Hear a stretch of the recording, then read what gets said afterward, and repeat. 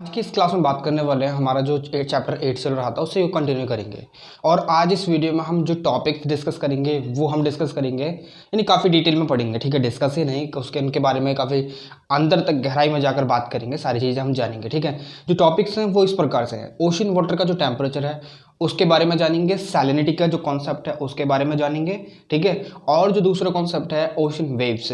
Waves तो हमने already पढ़ लिया है कि जो ओशंस होते हैं, महासागर जो होते हैं, उनमें वेव्स वगैरह उठती हैं, तो उनके बारे में आज और दिया गया है, तो आज और डिस्कस करेंगे। ठीक है, इस चैप्टर में दिया गया है आपका जो चैप्टर 8 है। ठीक है, तो यहाँ से वीडियो को चालू करते हैं। स्वागत है आप लोगों का इन्फॉर्मेशन ज्ञान में। मैं हूँ आपका दोस्त अरुण।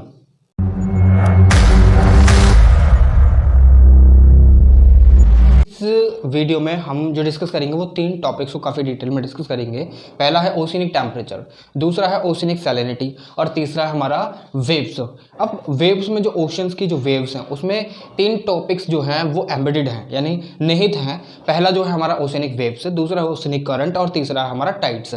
टाइड्स तो ऑलमोस्ट मेरे ख्याल से आपको पता ही होगा, मगर मैं फिर भी उससे पढ़ाऊंगा। ठीक है, अब यहाँ पर हम बात करते हैं 2 कॉन्सेप्ट, वेरी वाइड कॉन्सेप्ट है। ठीक है, बहुत ही महत्वपूर्ण कॉन्सेप्ट है। देखिए वीडियो लंबी होती है जस्ट वाई कि यहाँ पर जो फिजिकल ज्योग्राफी है ना, इसको समझना पड़ता है, इसको जानना पड़ता है कि आखिर ये कहती क्या है, कि टेम्परेचर जो है वो कैसे वेरी करता है और इंसोलेशन क्या होता है। ठीक है, सैलिनिटी क्या है, सैलिनिटी कैसे वेरी करती है, बहुत सारी चीज़ें होती हैं फिजिकल ज्योग्राफी में जानने के लिए। वहीं पर जब हम ह्यूमन ज्योग्राफी की बात करते हैं तो वहाँ पर जो कॉन्सेप्ट्स होते हैं बस डायरेक्ट होते हैं, वहाँ पर तो हमें समझना ही होता है कि what is this concept is. ठीक है, अब वहाँ पर जैसे कि पॉपुलेशन का कॉन्सेप्ट हो गया, ठीक है, वहाँ पर सीजन्स का कॉन्सेप्ट हो गया। ठीक है, तो बहुत सारे ऐसे कॉन्सेप्ट हैं वो जो डायरेक्ट है, वहाँ पर खाली अगर आपको नोट्स भी प्रोवाइड करा दी जाए ना, मतलब उनका वेटेज भी काफ़ी ज़्यादा होता है और वो टॉपिक्स थोड़े से आसान भी हैं। फिजिकल ज्योग्राफी में काफ़ी सारी चीज़ें होती हैं जो हमें समझनी पड़ती हैं, तो इसलिए मैं आपको यहाँ पर समझा रहा हूँ। इसलिए मैं ये जो वीडियो है इसको पार्ट्स में लेकर आता हूँ, क्योंकि ये जो चैप्टर है उसमें टॉपिक्स दिए हैं, काफ़ी अंडरस्टैंडेबल टॉपिक है, यहाँ पर हमें अंडरस्टैंड काफ़ी ज़्यादा करना पड़ता है। तो चलिए चालू करते हैं। ठीक है, अब देखिए ओशन वाटर, यहाँ पर सबसे पहले हम समझेंगे एक पर्टिकुलर टर्म, इंसोलेशन। इंसोलेशन का मतलब होता है कि सूर्य से छोड़ी जाने वाली किरणें हैं सारी की सारी। अब वो किरणें एक जो लैंड मास है या फिर कोई भी ओशन सरफेस है वहाँ पर कितनी पड़ रही हैं, कितना % इंसोलेशन हो रहा है, इंसोलेशन क्या हाई हो रहा है या इंसोलेशन लो हो रहा है। तो ये चीज़ें हमें यहीं से पता चलती है कि इंसोलेशन हो रहा है या नहीं हो रहा है। इंसोलेशन यानी प्रकाश की किरणें पड़ रही हैं या नहीं पड़ रही हैं। अगर प्रकाश की किरणें पड़ रही हैं तो कितनी पड़ रही हैं, तो उसी को क्या बोलते हैं, इंसोलेशन बोलते हैं। ठीक है, अब इंसोलेशन तो आपको समझ में आ गया। ठीक है, आई होप कि समझ में आ गया होगा, अगर नहीं आया तो एक बार रिपीट कर लीजिए। ठीक है, आपको समझ में आ जाएगा। अब बात कर लेते हैं हम टेम्परेचर की। तो देखिए ओशन वाटर जो टेम्परेचर है, ओशन वाटर का जो टेम्परेचर है वो वेरी करता है from a place to another. ठीक है, वो कैसे, देखिए पहली चीज़, अगर ओशन वाटर हम अंटार्कटिक का देखें तो अलग मिलेगा। ठीक है, टेम्परेचर, ओशन वाटर टेम्परेचर वो अलग मिलेगा। अगर हम आर्कटिक का देखें तो वो अलग मिलेगा, अटलांटिक का देखें तो वो अलग अलग मिलेगा। अब आर्कटिक और अंटार्कटिक दोनों के ऑलमोस्ट सेम ही हो जाएंगे। क्यों, क्योंकि वहाँ पर हमें ग्लेशियर्स देखने के लिए मिलते हैं। जो अपर जो लेयर है ना ओशन की वो कहीं ना कहीं फ्रोजन है, वहाँ पर ग्लेशियर्स देखने को मिलते हैं। तो कहीं ना कहीं जब समर सीजन आता है तो आइसबर्ग जो होते हैं वो टूट टूट कर गिरते हैं और जिससे जब वो पानी में मिलते हैं तो पानी को ठंडा कर देते हैं। ठीक है, वहीं पर वो सैलिनिटी को भी प्रभावित करते हैं, वो मैं आगे समझाऊंगा कैसे। ठीक है, तो हमें टेम्परेचर देखने के लिए मिला जो आर्कटिक और अंटार्कटिक है, यानी आर्कटिक ये हमारी अर्थ है, ये हमारा आर्कटिक, अंटार्कटिक, साउथ पोल,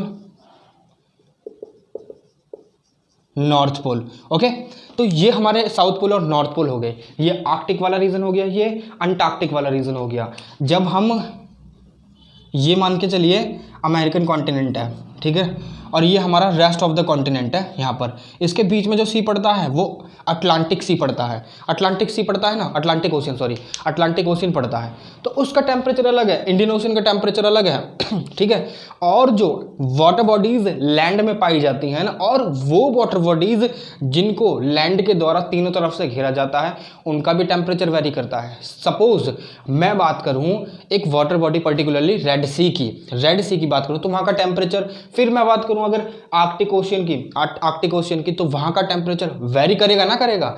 ठीक है, क्यों, क्योंकि आर्कटिक ओशन में अगर मैं देखूं तो यहाँ पर आइस जो है उसकी वजह से जो टेम्परेचर है वो लो है।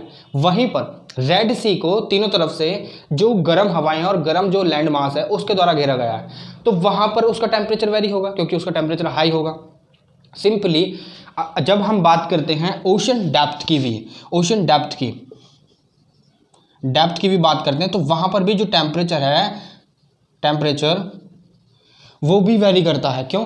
क्योंकि टेम्परेचर ओशन डेप्थ में, जब भी हम ओशन सरफेस से ओशन डेप्थ में जाते हैं तो वहां पर भी हमें टेम्परेचर डिक्रीज होता हुआ देखने के लिए मिलता है। But when we reaches to the crust of the ocean, oceanic crust के पास जाते हैं, सपोज कि एक पर्टिकुलर जगह जहां पर जो ओशियनिक क्रस्ट की जो थिकनेस वो हाई है, तो यहाँ का जो ऊपर का वाटर होगा वो कंपेरेबल जो ओशियनिक क्रस्ट यहाँ पर है, यहाँ पर सीधे एस्थेनोस्फीयर है। एस्थेनोस्फीयर क्या होती है वो मैंने आपको बता रखी है, ठीक है। मैं थोड़ा सा ऊपर बनाता हूँ ताकि आपको दिखे। ये देखिए, मानकर चलिए ये एक ओशियनिक वाटर बॉडी है, यहाँ पर ओशियनिक क्रस्ट है वो कंपेरेबल इसके पतली है, यहाँ पर एस्थेनोस्फीयर है, इसकी यहाँ पर एस्थेनोस्फीयर है, तो कहाँ पर टेम्परेचर हाई होगा? ऑब्वियसली यहाँ पर हाई होगा और यहाँ पर लो होगा। ये ओशन है यहाँ पर, ठीक है। तो ये डेप्थ है, जब हम समुद्र के सबसे नीचे पहुँच जाते हैं और वहाँ पर जाकर देखते हैं तो जहाँ पर ओशियनिक क्रस्ट थिन है तो वहाँ पर टेम्परेचर ज़्यादा होगा, और जहाँ पर नहीं है थिन और मोटी ओशियनिक क्रस्ट है तो वहाँ पर टेम्परेचर कंपेरेबल इसके क्या होगा? ज़्यादा नहीं होगा, कम होगा, ठीक है। तो इसीलिए जो टेम्परेचर है डेप्थ में जब हम जाते हैं तब भी वेरी करता है। तो ये सारी चीज़ें, ये सारी वेरिएशंस हमें देखने के लिए मिलती हैं। अब बात कर लेते हैं दो चीज़ों के बारे में कंपैरिजन, जैसे कि लैंड मास और ओशियन, ठीक है। अब लैंड मास और ओशियन की अगर हम बात करते हैं तो जो टेम्परेचर है वो लैंड पर हमें वेरी होता हुआ देखने के लिए मिलता है।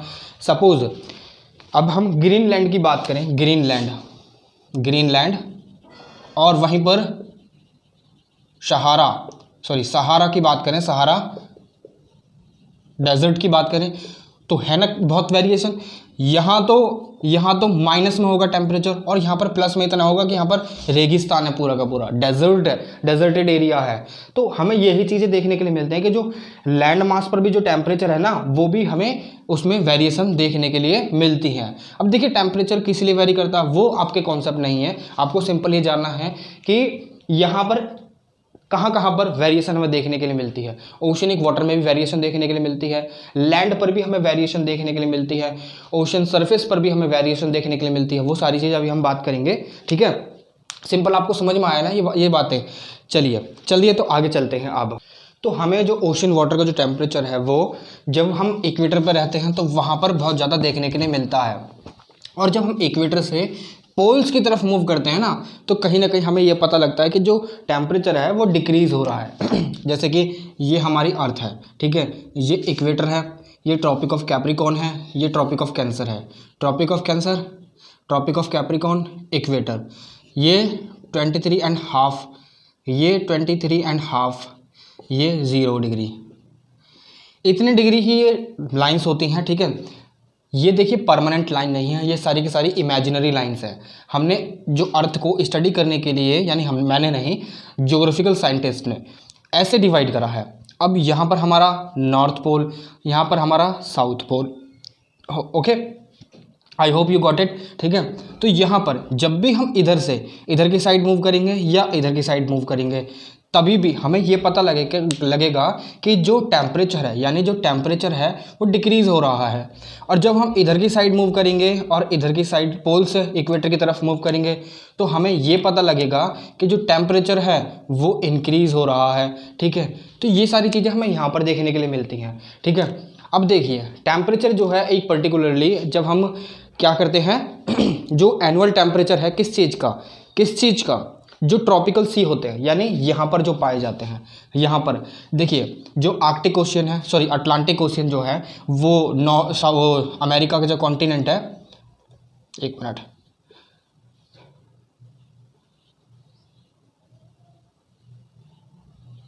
ये कॉन्टिनेंट है कौन सा, ये नॉर्थ अमेरिका है, ये साउथ अमेरिका है, ठीक है। अब यहाँ पर एशिया का पड़ जाता है कॉन्टिनेंट। अब ये बीच में जो सी पड़ती है, वाटर बॉडी पड़ती है, इसको बोलते हैं अटलांटिक ओशियन। अब यहाँ पर ये यहाँ से क्या जा रही है, ये टॉपिक ऑफ इक्वेटर जा रही है, इक्वेटर जा रही है ना, तो यहाँ का जो टेम्परेचर होगा वो कहीं ना कहीं ज़्यादा होगा यहाँ के मुकाबले, क्योंकि यहाँ पोल्स हैं, ठीक है। तो यहाँ का जो एनुअल मीन टेम्परेचर रहता है वो ऑलमोस्ट 27 डिग्री रहता है। वहीं पर अगर हम बात करें पोल्स की तो वो 18 से लेकर माइनस में चला जाता है, ठीक है, माइनस में भी चला जाता है और अबव माइनस भी रहता है। तो हमें देखने के लिए मिलता है कि जो एवरेज टेम्परेचर है ना वो कहीं ना कहीं वेरी करता है हर जगह का। अब वहीं पर अगर मैं लैंड मास की बात करूं, एक पर्टिकुलर लैंड मास, यानी अगर मैं डेड सी की बात करूं, डेड सी की बात करूं तो उसका जो टेम्परेचर है वो बहुत ज़्यादा रहेगा। पहली चीज़ कि ये जो ना कंट्रीज़ के द्वारा एनक्लोज्ड है, ठीक है, एनक्लोज्ड है। और दूसरी चीज़ ये है कि यहाँ पर जो टेम्परेचर है वो ज़्यादा रहता है, तो इसी की वजह से यहाँ का जो टेम्परेचर है वो भी बहुत ज़्यादा रहेगा। अगर मैं इस जो लैंड्स के द्वारा एनक्लोज करा हुए सी की बात करूँ तो किससे कोई भी एक ऐसी वाटर बॉडी जो लैंड में ही पाई जाती है, सपोज कि कोई स्कैंडिनेवियन सी है ऊपर, मानकर चलिए कारासी मान लीजिए, कारासी, ठीक है, कारासी हो गया, बार्नेट सी हो गया। अब ये सारे स्कैंडिनेवियन सीज हैं। अब यहाँ का टेम्परेचर तो बहुत ज़्यादा है, कम है, बहुत कम है, ठीक है। यहाँ पर फ्रोजन भी हो जाते हैं सी, ठीक है, पूरे के पूरे जम जाते हैं। वहीं पर ये जम जाएगा? नहीं, बिल्कुल नहीं जमेगा। तो इसलिए यहाँ का जो टेम्परेचर वो ज़्यादा रहता है in comparison to these seas, ठीक है। I hope you got it, ठीक है। अब आपको इतना तो समझ में आ गया कि जो ओशन वाटर का जो टेम्परेचर है वो वेरी करता है एक जगह से दूसरी जगह तक, ठीक है। अब वहीं पर हमने देखा है कि जो मानकर चलिए ये अर्थ है और यहाँ पर इक्वेटर है, यहाँ पर ट्रॉपिक ऑफ कैंसर है और यहाँ पर ये ट्रॉपिक ऑफ कैप्रिकॉर्न है, ठीक है। अब ये जो वाटर है यहाँ का, ज़रूरी नहीं कि इक्वेटर पर ही ये जो टेम्परेचर सबसे ज़्यादा कम रहेगा, यहाँ पर भी कम हो सकता है, ज़्यादा हो सकता है। और यहाँ पर ऑलमोस्ट इक्वल हो सकता है, बराबर रह सकता है पूरे 12 महीने तक। और यहाँ पर ज़्यादा हो सकता है, यहाँ पर कम हो सकता है और यहाँ पर भी कम हो सकता है। ज़्यादा कब रहेगा? समर सीज़न में। कम कब रहेगा? विंटर सीज़न में। यहाँ पर ज़्यादा कब रहेगा? समर सीज़न में। और कम कब रहेगा? विंटर सीज़न में, ठीक है। तो मेरे कहने का यहाँ पर मतलब यही है कि जो ओशन वाटर का जो टेम्परेचर है ज़रूरी नहीं इक्वेटर पर सिमिलर रहे या फिर वहाँ पर घटे बढ़े, क्योंकि हमें देखने के लिए मिलता है ट्रॉपिक ऑफ कैंसर पर कभी भी ज़्यादा हो सकता है और कभी कभी कम भी हो जाता है वहाँ पर। अब जो वाटर अवेलेबल है, कहाँ पर? इक्वेटर पर वाटर अवेलेबल है। अब यहाँ से ये ऊपर की तरफ मूव करता है, क्यों? क्योंकि यहाँ पर काफ़ी सारी जो चीज़ें हैं वो रिस्पॉन्सिबल होती हैं किस चीज़ के? वाटर को मूव करने के, ठीक है। अब मानकर चलिए कि एक पर्टिकुलर वाटर है, यहाँ पर एक कॉन्सेप्ट है जिसका नाम है अपवेलिंग। अपवेलिंग का मतलब क्या होता है कि मानकर चलिए ये वाटर है, ठीक है, वाटर है ये ओशियन मान लीजिए, ये एक ओशियन है। अब यहाँ से क्या हुआ कि ये नीचे वाला वाटर है ना, ये ओशन करंट्स की वजह से या ओशन वेव्स की वजह से क्या हुआ कि ये जो ठंडा पानी था ये ऊपर आ गया और ये जो गर्म पानी था ये बहकर कहीं और चला गया। कि ये अर्थ है और यहाँ पर इक्वेटर है, इक्वेटर पे जो गर्म पानी था वो बहकर आर्कटिक ओशियन में चला गया, ऊपर की साइड पोल्स की तरफ मूव कर गया, अब नॉर्थ पोल की तरफ और कुछ साउथ पोल की तरफ। अब यहाँ पर जो गर्म पानी था ऊपर वाला वो तो मूव कर गया ना, अब यहाँ पर क्या बचेगा? अपवेलिंग, जो ठंडा पानी नीचे वाला होगा वो ऊपर आ जाएगा। ऊपर आने को इसी प्रोसेस को बोला जाता है अपवेलिंग, क्योंकि यहाँ पर जो वाटर है वो नीचे से ऊपर आ रहा है और मूव कर रहा है, ठीक है। तो इसी को बोलते हैं अपवेलिंग। इसी से क्या होता है कि जो हमें देखने के लिए मिलते हैं वेरिएशंस, किसमें? ओशन वाटर में। कि जो ओशन वाटर का जो टेम्परेचर है हर जगह इक्वल नहीं पाया जाता, कभी भी कुछ भी हो सकता है, क्योंकि जो ओशन करंट्स है ना वो भी रिस्पॉन्सिबल होती हैं, कुछ वेव्स रिस्पॉन्सिबल होती हैं, ठीक है, टाइड रिस्पॉन्सिबल होते हैं, टाइड के द्वारा ही वेव्स क्रिएट होती हैं, ठीक है। करंट्स तो हमेशा चलती रहती हैं, ठीक है, ओशन करंट्स तो हमेशा चलती रहती हैं, मगर टाइड हो गए, ओशन वेव्स हो गई, तो ये कहीं ना कहीं रिस्पॉन्सिबल होती हैं। जो ओशन के ऊपर विंड बिलो कर रही है वो भी रिस्पॉन्सिबल होती है ओशन वाटर की जो टेम्परेचर है उसको बढ़ाने में और घटाने में, ठीक है। अब मानकर चलिए यहाँ पर ये एक पर्टिकुलर एरिया है, कॉन्टिनेंट है, ठीक है, कॉन्टिनेंट है, अफ्रीकन कॉन्टिनेंट। यहाँ पर तो आपको पता है कि यहाँ पर क्या पाया जाता है? सहारा डेजर्ट, ठीक है, यहाँ पर मेडिटेरेनियन सी है। अब मेडिटेरेनियन सी के बराबर वाला हिस्सा ये वाला जो है, यहाँ से गर्म हवा यहाँ पर बह रही है मेडिटेरेनियन, तो मेडिटेरेनियन सी है, यहाँ के जो टेम्परेचर है, सरफेस टेम्परेचर, ओशन जो सरफेस टेम्परेचर है वो हाई होगा। हाई होगा क्यों? क्योंकि यहाँ से हवा बह रही है गरम गरम, ठीक है। अब इसके बराबर में जितनी वाटर बॉडीज होंगी वो गर्म ही होंगी, ठीक है। अब वहीं पर ये ग्रीनलैंड है, ये तो पूरा फ्रोजन है। इसके आसपास का जितना भी ओशन वाटर होगा और सरफेस वाटर जितना भी हो तो कहीं ना कहीं ठंडा होगा इनके मुकाबले, ठीक है। तो ये कैसे कैसे पता चलती है हमें? इसी तरीके से पता चलती है कि कहीं पर जो वाटर है वो इसलिए कम वहाँ का टेम्परेचर रहता है क्योंकि वहाँ पर या तो कोई परमानेंटली फ्रोजन हमें देखने के लिए मिलती है वाटर बॉडीज, जैसे कि ग्रीनलैंड, और पूरा का पूरा जो आर्कटिक एरिया है वो फ्रोजन ही रहता है क्योंकि वो नॉर्थ पोल में आ रहा है, ठीक है।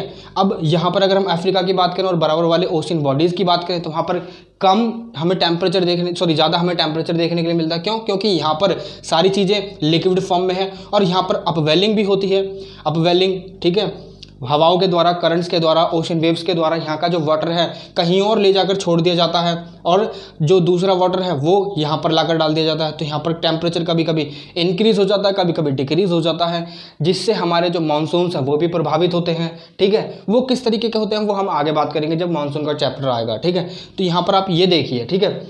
अब बात करें हम किसकी बात करें, जो अपवेलिंग है वो बहुत ही मतलब क्रूशियल कॉन्सेप्ट है क्योंकि यहाँ पर ये जो इक्वेटर वाला एरिया है तो यहाँ से जो कभी कभी वाटर है वो जो ट्रॉपिक ऑफ कैंसर है वहाँ पर लेकर जाया जाता है या ट्रॉपिक ऑफ कैप्रिकॉर्न की तरफ लेकर जाया जाता है। किनके द्वारा? ओशन करंट हो गई, ओशन वेव्स हो गई, और या फिर टाइड हो गए, ठीक है, या फिर विंड हो गई, ठीक है। ये सारी चीज़ें कहीं ना कहीं प्रभावित करती हैं जो वाटर अवेलेबल है। यहाँ पर मान कर चलिए गर्म वाटर है, वार्म वाटर है, इस वार्म वाटर को विंड के द्वारा बिलो हुआ और वेव्स क्रिएट हुई, वेव्स जो है ना इसको क्या करा, पानी को यहाँ से इधर की साइड ट्रॉपिक ऑफ कैप्रिकॉर्न के पास ले आई, तो यहाँ पर नीचे का पानी जो है, ये नीचे का पानी ऊपर आ जाएगा और ऊपर वाला पानी ट्रॉपिक ऑफ कैंसर की तरफ चला जाएगा, ट्रॉपिक ऑफ कैप्रिकॉर्न की तरफ चला जाएगा। तो यहाँ पर पानी ठंडा आ जाएगा, कोल्ड आ जाएगा, और यहाँ पर गर्म पानी आ जाएगा ट्रॉपिक ऑफ कैप्रिकॉर्न के पास, ठीक है। तो यही सारी चीज़ें होती हैं, इसी को अपवेलिंग बोलते हैं। होप यू गॉट इट, समझ में आ गया होगा आपको, ठीक है। अब चलते हैं थोड़ा सा आगे। देखिए दूसरी चीज़ ये है कि इंसुलेशन भी कहीं ना कहीं वाटर बॉडी के जो टेम्परेचर को अफेक्ट करता है। कौन सा एरिया सबसे ज़्यादा हीट को रिसीव कर रहा है, यानी सूर्य के द्वारा जो प्रकाश दिया जा रहा है, किरणें जो हैं सूर्य की किस जगह पर सबसे ज़्यादा गिर रही हैं। अब आपने देखा होगा जो नॉर्थ पोल और साउथ पोल हैं वहाँ पर जो इंसुलेशन है वो बहुत कम होता है, और आपने कोई ऐसी जगह भी सुनी होगी हमारी धरती पर कि जहाँ पर 6 महीने दिन और 6 महीने रात होती हैं, वो है आइसलैंड। यहाँ पर 6 मंथ की नाइट होती है और 6 मंथ डे, ठीक है। तो ये सारी चीज़ें यहाँ पर होती हैं। अब ये हमारी अर्थ है, यहाँ पर तो इंसुलेशन देखिए, ये अर्थ, ये सूर्य, ठीक है, सूर्य है ना ये। अब ये देखिए,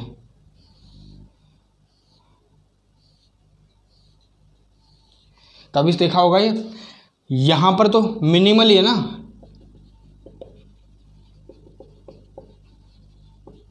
मिनिमल इंसुलेशन, और यहाँ पर हाई इंसुलेशन, यहाँ पर मिनिमल। इसीलिए तो यहाँ पर जब इंसुलेशन कम है तो यहाँ पर सारी चीज़ें परमानेंटली फ्रोजन रहती हैं, और यहाँ पर हमें सारी चीज़ें आइस में देखने के लिए मिलती है। इसलिए हमें यहाँ पर ग्लेशियर्स भी देखने के लिए मिलते हैं, जैसे कि आइसलैंड जो एरिया है ये क्या करता है, यहाँ पर 6 महीने की दिन और 6 महीने की रात होती है। ग्रीनलैंड और आर्कटिक ओशन, अब यहाँ पर क्या होता है, आर्कटिक ओशन जो है यहाँ पर कुछ जो पोर्शन है इसका परमानेंटली फ्रोजन रहता है, और खासकर जब विंटर सीजन आता है तो पूरा का पूरा फ्रोजन हो जाता है। कहाँ तक? कुछ डेप्थ तक। तो इससे क्या होगा कि जो ओशन वाटर बॉडी है वो कहीं ना कहीं क्या होगा, टेम्परेचर वहाँ का कम होगा, ठीक है। वहीं पर जहाँ पर सन की रेस सबसे ज़्यादा पड़ रही हैं तो वहाँ पर क्या होगा, हाई होगा टेम्परेचर, ठीक है, हाई होगा ना टेम्परेचर। तो इसीलिए हमें देखने के लिए मिलता है जहाँ पर सन की रेस सबसे ज़्यादा है वहाँ पर जो टेम्परेचर है ओशन का चाहे वो ओशन हो चाहे वो लैंड हो, वहाँ की जो बॉडी होगी उसका जो टेम्परेचर है वहाँ का हाई होगा। और वहीं पर जब हम पोल्स की बात करते हैं यहाँ पर जो इंसोलेशन है वो मिनिमल हो रहा है, कम हो रहा है, तो इसलिए यहाँ पर जो टेम्परेचर है हमें टेम्परेचर जो है यहाँ पर कम देखने के लिए मिलता है। ठीक है, तो ये चीज़ आपको समझ में आई। ठीक है, अब चलते हैं आगे। अब देखिए, जस्ट अ मिनट।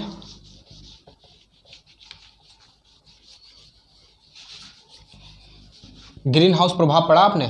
खैर हम आगे पढ़ेंगे, सिंपल से बता देता हूँ फिलहाल। ये ओशन वाटर बॉडी है, ठीक है, सन यहाँ पर गिर रहा है, अब ये पेनिट्रेट कर रही हैं यहाँ पर स्कैटरिंग वाला फिनोमेना। ये देखिए यहाँ पर से यहाँ स्कैटरिंग यानी चमक जा रही है। यहाँ पर जब चमक जा रही है, चमक ही तो एक तरीके की जो गरम गरम हमें दिखती है। ठीक है, अब यहाँ पर ये जब पड़ रही है रेज, तो यहाँ का पानी क्या होगा, वार्म हो जाएगा ना। तो इसीलिए जहाँ पर हाईएस्ट इंसोलेशन होता है वहाँ पर हमें ज़्यादा क्या होता है, टेम्परेचर देखने के लिए मिलता है। और जहाँ पर लो इंसोलेशन हो रहा है, सिंपल याद रखिएगा, इक्वेटर की तरफ ज़्यादा इंसोलेशन होता है। और जो पोल्स की तरफ जो हम मूव करते हैं, पोल्स पे बहुत कम इंसोलेशन होता है, क्योंकि वहाँ का जो एल्बिडो होता है, एल्बिडो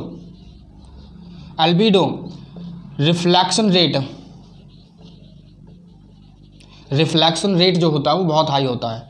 आपको ये तो पता होगा, अगर सूर्य की रोशनी को किसी भी चमकदार किस पे पदार्थ पे डाला जाए तो वो क्या होगा, रिफ्लेक्ट हो जाएगी दूसरी तरफ। जैसे कि मिरर पे डालते हैं तो मिरर से जो है रोशनी रिफ्लेक्ट होकर कहीं और दिखाई पड़ती है। तो यही चीज़ जब हमारी जो सिनो है, वहाँ पर साउथ पोल में और नॉर्थ पोल में तो सिनो पड़ती है, जब सिनो पड़ती है तो सिनो के ऊपर जब सूर्य की रोशनी पड़ेगी तो क्या होगा, पिघलेगी नहीं, वो रिफ्लेक्ट हो जाएगी, क्योंकि वो वाइट है। ठीक है, वाइट है, वहाँ से रिफ्लेक्शन ज़्यादा हो रहा है, तो वहाँ पर इसलिए इंसोलेशन बहुत कम होता है। ठीक है, कहाँ पर, पोल्स पर, साउथ पोल में और नॉर्थ पोल में। इसलिए जब वहाँ पर इंसुलेशन कम होता है तो वहाँ का जो टेम्परेचर है सी का, वो हमें बहुत कम देखने के लिए मिलता है। ठीक है, अब चलते हैं आगे की तरफ। ठीक है, अब जो हीटिंग ओशन की जो हीटिंग होती है, चाहे कैसे होती है, जब वो सनलाइट को एब्जॉर्ब करते हैं, या फिर कन्वेक्शन एक तरह का टर्म है जो मैं आपको समझा देता हूँ। ठीक है, आपने काइनेटिक एनर्जी पढ़ी है कि एनर्जी एक चीज़ से दूसरी चीज़ में ट्रांसफ़र होती है, पढ़ी है, नहीं पढ़ी? मानकर चलिए एक बॉक्स है और ये एक पर्टिकुलर आदमी है, पर्टिकुलर मैन, ठीक है, he is pulling this continuously, pulling कर रहा है ना, इस इधर की तरफ धकेल रहा है, ये अपनी एनर्जी इसमें ट्रांसफ़र कर रहा है, ये समझ में आ गया। अब देखिए सिंपली, पानी को गर्म होते हुए देखा है, जो वाटर मॉलिक्यूल होते हैं, वाटर पार्टिकल होते हैं जितने भी इसमें, अब पहले यहाँ पर स्टोव जल रहा है बहुत तगड़ा।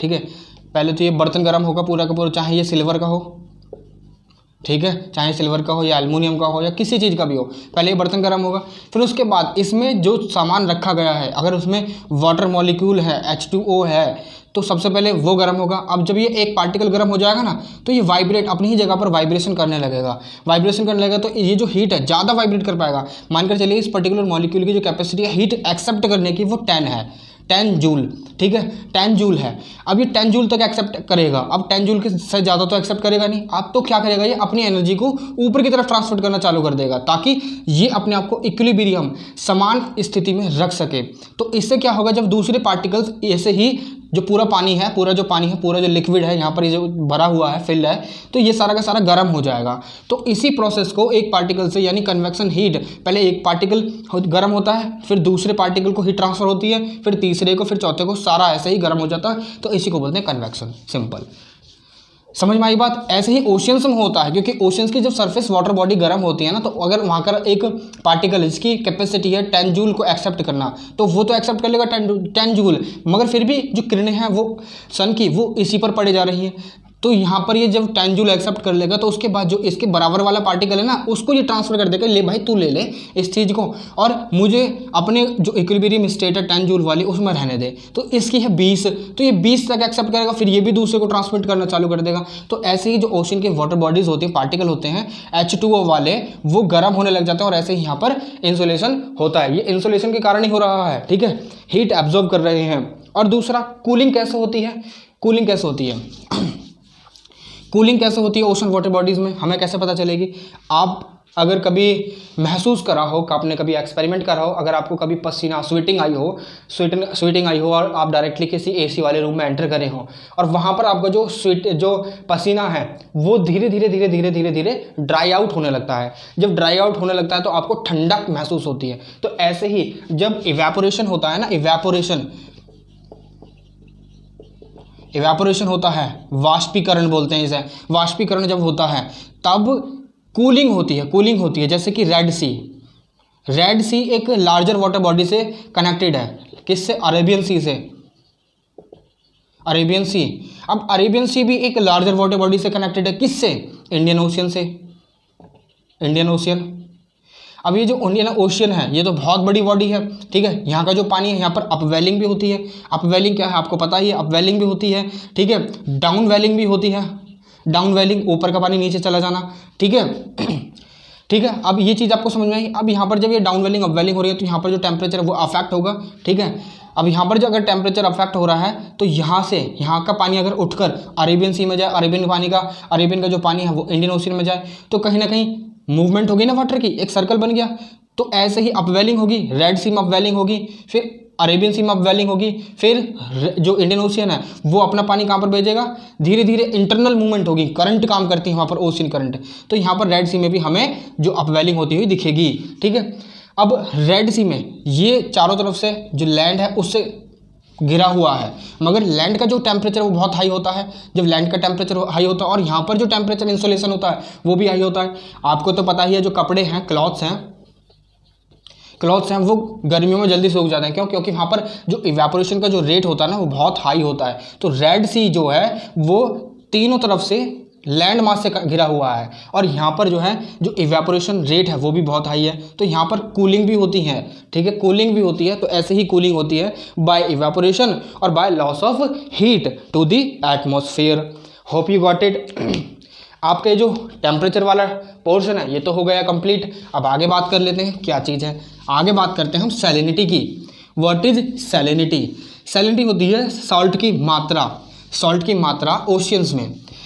आपको तो पता ही होगा कि ओशन वाटर जो है वो पीने योग्य नहीं है, यानी ड्रिंकिंग पर्पस के लिए हम उसे यूज़ नहीं कर सकते, ठीक है। क्यों? क्योंकि वहाँ पर जो सॉल्ट है वहाँ पर नमकीन ज़्यादा है, वो सॉल्टी वाटर है, सॉल्टी वाटर है ओशियंस का सॉल्टी वाटर है। इसी वजह से हम इसे पीने योग्य नहीं समझते, ठीक है, और पीने योग्य है भी नहीं ये। मगर क्या सॉल्ट जो है, सैलिनिटी जो है वो हर ओशियन में सेम ही रहती है? नहीं, सैलिनिटी जो है वो भी वेरी करती है हर जगह, हर एक ओशन में वेरी करती है। अब मानकर चलिए इंडियन ओशन की जो सैलिनिटी है वो कुछ और होगी, ठीक है। वहीं पर जो आर्कटिक ओशन है उसकी कुछ और होगी और पैसिफिक ओशियन है उसकी कुछ और होगी, ठीक है। अब कैसे वेरी करती है तो वो भी मैं आपको बताता हूँ, ठीक है। सैलिनिटी कैसे हम मतलब पता लगाते हैं पीपीटी से। पीपीटी एक आपको टर्म दिखेगी जब भी सैलिनिटी लिखेगी, लाइक 35 पीपीटी। इसका होता है पार्ट्स पर 1000, यानी 1000 ग्राम में कितने 35 ग्राम जो है वो पार्ट्स हैं। क्या है? सॉल्ट है। इसलिए हम बोलते हैं कि एक पर्टिकुलर बॉडी को में अगर सैलिनिटी पता लगानी है तो 1000 ग्राम में वाटर में कितने पार्ट्स पाए जा रहे हैं, जो सैलिनिटी को मतलब सॉल्ट के कितने पार्ट पाए जा रहे हैं, जिससे हम ये मेजर कर लेते हैं कि इसमें इतनी सैलिनिटी है। अब ये तो पता चल गया आपको, ठीक है। सैलिनिटी इससे मापी जाती है या इससे हम डिनोट करते हैं इसे, ठीक है, सिंपल, ठीक है। अब सैलिनिटी देखिए, अगर मानकर चलिए एक पर्टिकुलर वाटर बॉडी है, यहाँ पर हम ले लेते हैं एक अरेबियन सी ले लेते हैं। अब अरेबियन सी में हमारी कुछ नदियाँ भी हैं, जैसे कि तापी और नर्मदा, लूनी, इंडस, साबरमती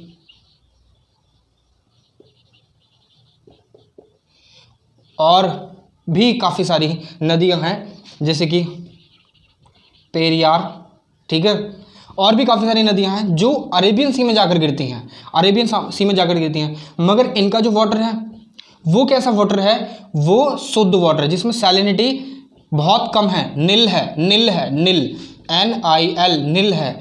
तो जब ये फ्रेश वाटर जो स्ट्रीम्स हैं, जब ये सॉल्ट वाटर स्ट्रीम में जाकर गिरती हैं, वाटर बॉडीज में जाकर गिरती हैं, तो वहाँ की इस अरेबियन सी की जो सैलिनिटी है ना, ये अफेक्ट होती है। अफेक्ट होती है क्यों? क्योंकि ये जो फ्रेश वाटर बॉडीज़ हैं, ये जो सैलिनिटी सॉल्टीएस्ट वाटर बॉडी है, इनमें जाकर मिलती हैं। तो जब आप मानकर चलिए एक बीकर हम लेते हैं, इसमें जो पानी है उसमें 5% सैलिनिटी है, 5% सैलिनिटी है, इसकी सैलिनिटी जो है वो 5% है।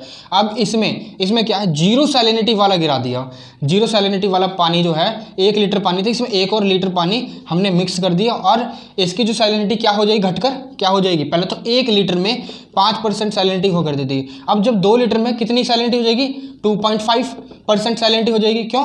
क्योंकि यहाँ पर 1 लीटर और मिक्स हो रहा है, समझ गए? तो यहाँ पर सैलिनिटी वेरी करती है from a place to another. Arctic ocean की अगर हम बात करें, आर्कटिक ओशन की बात करें, तो यहाँ की जो सैलिनिटी है वो बहुत कम होगी। क्यों? क्योंकि यहाँ पर पानी जो है वो फ्रोजन है, यानी जमा हुआ है, और बर्फ़ जो है, जितने भी ग्लेशियर्स हमारी अर्थ पर पाए जाते हैं, उनका जो पानी है वो सारा का सारा ड्रिंकिंग पर्पज़ के लिए यूज़ किया जा सकता है अगर उन्हें पिघलाया जाए, ठीक है। अब यहाँ पर जब ये आइसबर्ग होते हैं समर सीजन में, जब ये सॉल्टेस्ट वाटर में मिक्स होते हैं, तो यहाँ की सैलिनिटी भी प्रभावित होगी, जैसे कि मैंने आपको ये एग्जाम्पल दिया, ठीक है। सिंपल एग्जाम्पल दोबारा देता हूँ। अगर मानकर चलिए आपके पास एक ये वाटर है, ये बोतल है, इसमें 1 लीटर पानी है, 1 लीटर पानी है, इसमें 5% सैलिनिटी है, ठीक है, 5% सैलिनिटी है। अब इसके बाद क्या करा आपने, मिक्स करा, ऐड कर दिया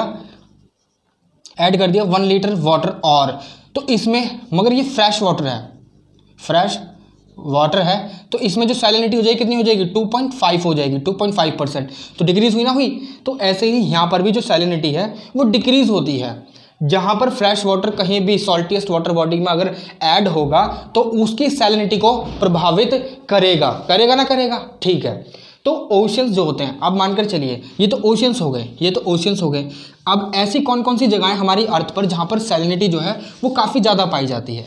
मानकर चलिए कि हमारे पास एक ऐसी वाटर बॉडी है, आपने सीरिया का नाम सुना, सीरिया, ठीक है, सीरिया और इजराइल और रेड सी की जो वाटर सैलिनिटी है वो हाई है, ठीक है। तो ये जो रेड सी है, यहाँ की जो सैलिनिटी है वो 41 ppt है, ठीक है। वहीं पर एक डेड सी है जो जॉर्डन में पड़ता है, जॉर्डन डेड सी, इसकी जो पीपीटी है 280 पार्ट्स पर 1000 है। मतलब कि यहाँ पर जो सॉल्ट की जो कॉन्सेंट्रेशन है ना वो बहुत हाई है in comparison to this water body red sea. अब बाल्टिक सी की बात करें तो बाल्टिक सी सारे के सारे जो सी हैं उनकी जो लोकेशन आपके स्क्रीन पर आ रही होगी, ठीक है। बाल्टिक सी, इसकी जो सैलिनिटी है 7% है। वहीं पर अगर हम बात करें जो सैल्टिएस्ट वाटर बॉडी अर्थ पर पाई जाती है उसका नाम है लेक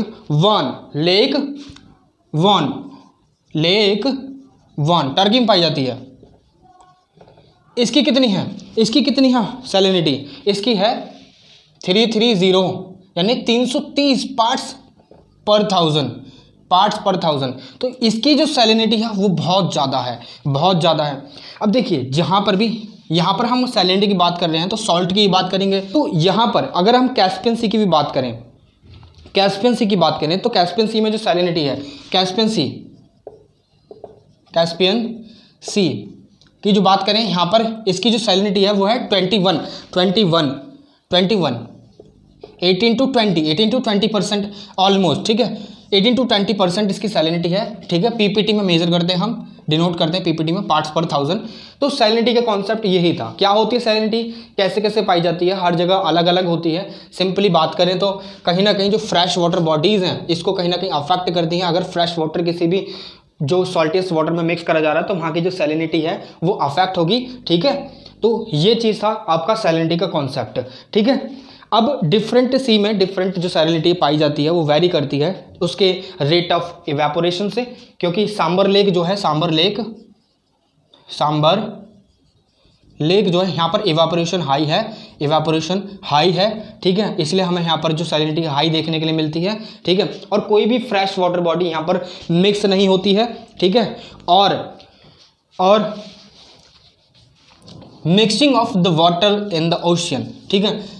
अपवेलिंग वाला कॉन्सेप्ट, एक जगह से पानी उठ रहा है और दूसरी जगह पर जाकर सेटल हो रहा है। लाइक यहाँ पर अपवेलिंग हो रही है, ये वाटर बॉडी है ये पर्टिकुलर, यहाँ पर अपवेलिंग हो रही है, ओशन करंट यहाँ से आई, पानी को ऊपर उठाया, यहाँ पर कोल्ड वाटर आ गया, जो वार्म वाटर था यहाँ पर आ गया। जितना वार्म वाटर होगा वहाँ पर सैलिनिटी ज़्यादा होगी, यहाँ पर सैलिनिटी इंक्रीज हो गई, सैलिनिटी यहाँ पर जो सैलिनिटी है वो डिक्रीज हो गई, ठीक है। तो यहाँ पर मिक्स हो रहा है ना वाटर, किसकी वजह से? ओशन करंट्स कहीं ना कहीं रिस्पॉन्सिबल हैं जो वाटर है ओशियंस में मिक्स करने को। मान लीजिए यहाँ पर ये अरेबियन सी और यहाँ पर ये इंडियन ओशियन, ठीक है। तो ये कॉन्सेप्ट चलते रहते हैं, सिंपल सी बात, ठीक है। अब चलते हैं आगे।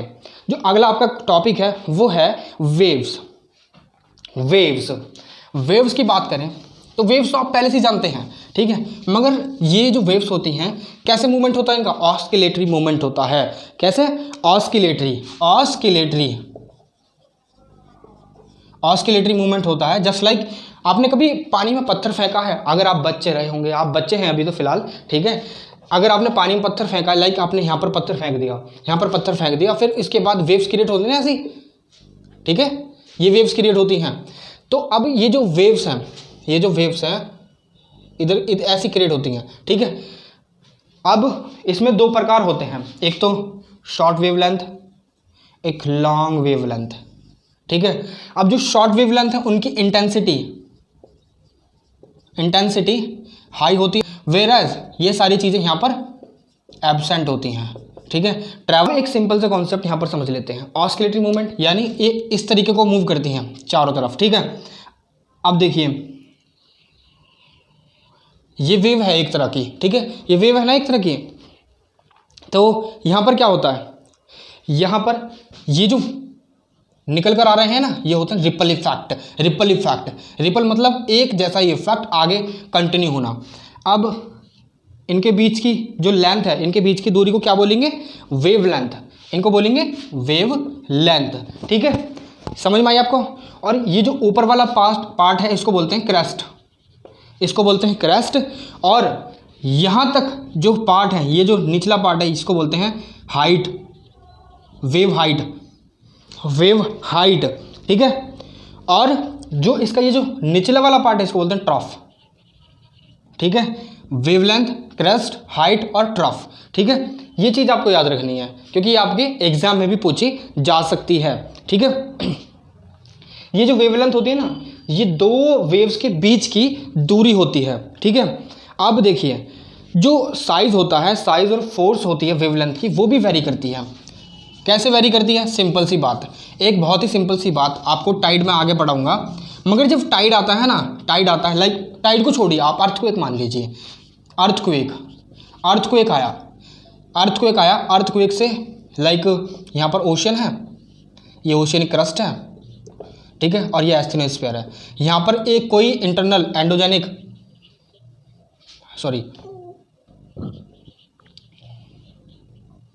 एंडोजेनेटिक मूवमेंट हुई, यहाँ पर कोई डिस्प्लेसमेंट हो और अर्थक्वेक जनरेट हो गया। इसका ये जो सेंटर था ना, इसको बोलेंगे हम क्या? फोकस। और ये यहाँ पर एपिक सेंटर होगा। अब यहाँ से मूवमेंट हमें देखने के लिए मिली, बहुत तगड़ी मूवमेंट देखने के लिए मिली, तो यहाँ पर वेव जनरेट होंगी, तगड़ी वेव जनरेट होंगी, बहुत ऊंची वेव जनरेट हो जाएंगी। अगर जो अर्थक्वेक है उसकी इंटेंसिटी हाई है, अगर अर्थक्वेक की इंटेंसिटी हाई है तो वेव जो है काफ़ी ऊंची जनरेट होंगी और सुनामी भी बन सकती हैं, वो सुनामी भी बन सकती हैं, ठीक है। सुनामी का रूप भी ले सकती हैं और डिस्ट्रक्शन कॉज कर सकती हैं, ठीक है, डिस्ट्रक्शन कॉज कर सकती हैं। तो यहाँ पर इसी चीज़ पर डिपेंड करता है कि जो इंटेंसिटी कितनी है, फोर्स कितनी है, वेव की लेंथ कितनी रहेगी, शॉर्ट रहेगी या लॉन्ग रहेगी, इंटेंसिटी कितनी रहेगी, ठीक है, और रिपल इफेक्ट कितना तक जाएगा उसका। आपको एक चीज़ समझ में आए, साउंड वेव जो है वो सॉलिड में बहुत ज़्यादा जल्दी ट्रैवल करती हैं इन कंपैरिजन टू वैक्यूम, ठीक है, वैक्यूम के मुकाबले, ठीक है। अब देखिए दूसरा जो है, जो वेवलेंथ होती हैं, मतलब ओशन वेव जो होती हैं, वो और किस चीज़ से प्रभावित होती हैं। देखिए सपोज ये ओशन वाटर बॉडी है, ठीक है, आपने साइक्लोन वगैरह, तूफान वगैरह तो आते हुए देखेंगे। जब वो तूफान आते हैं ना, तूफान क्यों आते हैं वो अलग है, क्लाइमेटोलॉजी में पढ़ेंगे हम, ठीक है। तूफान जब आते हैं तो उनसे भी वेव्स जनरेट होती हैं, तो वो भी बहुत ज़्यादा समुद्र में उथल पुथल मचा देते हैं। उथल पुथल मचाने के कारण डिस्ट्रक्शन काफ़ी ज़्यादा होता है, तो वो भी कहीं ना कहीं रिस्पॉन्सिबल होते हैं। उनकी वेव की इंटेंसिटी को अफेक्ट करते हैं, उसको लो कर सकते हैं और हाई कर सकते हैं। अगर तूफान की जो स्पीड है, यहाँ की जो स्पीड है वो more than 100 kilometre per hour है और more than 80 kilometre per hour है, तो उसकी इंटेंसिटी काफ़ी ज़्यादा हाई हो जाएगी। हमने हमारे जो उड़ीसा कोस्ट है यानी अरेबियन सी में 250 तक भी देखे हैं साइक्लोन, ठीक है, जिनकी इंटेंसिटी बहुत हाई होती है और वेव्स भी बहुत तगड़ी तगड़ी वहाँ पर आ जाती हैं, ठीक है। क्योंकि यहाँ पर जो विंड है, यहाँ पर जो तूफान के द्वारा जो विंड यहाँ पर समुद्र के जो सतह है, सरफेस पर जो विंड ब्लो हो रही है वो बहुत हाई हो रही है, और विंड ही अफेक्ट करती है किसको वेवलेंथ को, वेव को किसकी, ओशियन वेव, ठीक है, ओशियन वेव्स को यही अफेक्ट करती है विंड, ठीक है। और दूसरा ये है क्या, अगर मानकर चलिए सपोज ये एक लैंड सरफेस है, ये वाटर बॉडी है, ठीक है। यहाँ पर तूफान उठा, यहाँ पर कोई भी हवा चली बहुत तगड़ी सी, ठीक है, यहाँ से वेव उठी और जाकर टकरा गई। अगर ये ट्रैवल ज़्यादा नहीं कर रही हैं, मानकर चलिए यहाँ पर उठी और यहाँ पर टकरा गई, तो डिस्ट्रक्शन ज़्यादा होगा। सपोज यहाँ उठी तो इन्हें यहाँ से यहाँ तक ट्रैवल करने में काफ़ी ज़्यादा समय लगेगा, ठीक है। अब इनके द्वारा कुछ चीज़ें भी होती हैं, मैंने जब आपको बताया था ओशन वेव्स के बारे में, तो ओशन वेव्स इरोड भी करती हैं और सी क्लिफ का निर्माण करती हैं, सी क्लिफ, ठीक है। यहाँ पर ओशन वेव टकरा रही हैं और यहाँ से इरोडेड मटेरियल अपने साथ लेकर जाती हैं, ठीक है। ये एक तरीके का जो प्रोट्रूडियल क्या बोलते हैं उसको, उभरा हुआ एक वर्ड होता है, वो याद नहीं आ रहा मुझे। तो यहाँ पर एक जो उभरा हुआ माउंट लाइक स्ट्रक्चर बन जाएगा, इसी को बोलते हैं क्लिफ, सी क्लिफ। तो ओशन वेव इसके लिए भी जिम्मेदार होती हैं। तो ये सारी चीज़ें हमें कैसे देखने के लिए मिलती हैं, कहीं ना कहीं वेव से रिस्पॉन्सिबल हैं। अब वेव्स के द्वारा एनर्जी भी बनाई जाती है, वो कैसे भाई। सपोज ये एक लैंड सरफेस है, ठीक है, मान लीजिए ये एक लैंड सरफेस है, यहाँ पर वेव काफ़ी ज़्यादा चलती हैं, हाई टाइड और लो टाइड होता रहता है, ठीक है। तो यहाँ पर वेवलेंथ जो है वो हाई होती है, इंटेंसिटी हाई होती है, तो यहाँ पर एक गड्ढा कर दिया जाता है और यहाँ पर मशीन, एक जनरेटर लगा दिया जाता है। यहाँ से जब वेव आती हैं तो यहाँ पर प्रेशर क्रिएट करती हैं। तो जब ये प्रेशर से पानी अंदर जाता है ना, तो यहाँ पर एक टरबाइन लगी रहती है, टरबाइन लगी रहती है, इसको वो घुमा देती हैं, यानी मूव करवाती हैं, रोटेट करवाती हैं। तो रोटेट कराने से क्या होता है कि जब वो टरबाइन घूमेगी तो इलेक्ट्रिसिटी जनरेट होती है, जिससे वेवलेंथ का हम इजीली इनका यूज़ कर सकते हैं एनर्जी जनरेट करने में भी। तो ऐसे ही वेवलेंथ होती हैं। यही था टॉपिक आपका वेवलेंथ। तो पूरा का पूरा टॉपिक मैंने आपको समझा दिया, जिसमें मैंने आपको सैलिनिटी बताई है, ओशन की टेम्परेचर बताया है, और जो वेव्स हैं उनका काम क्या होता है, ठीक है, किस तरीके से हम यूज़ कर सकते हैं उनको।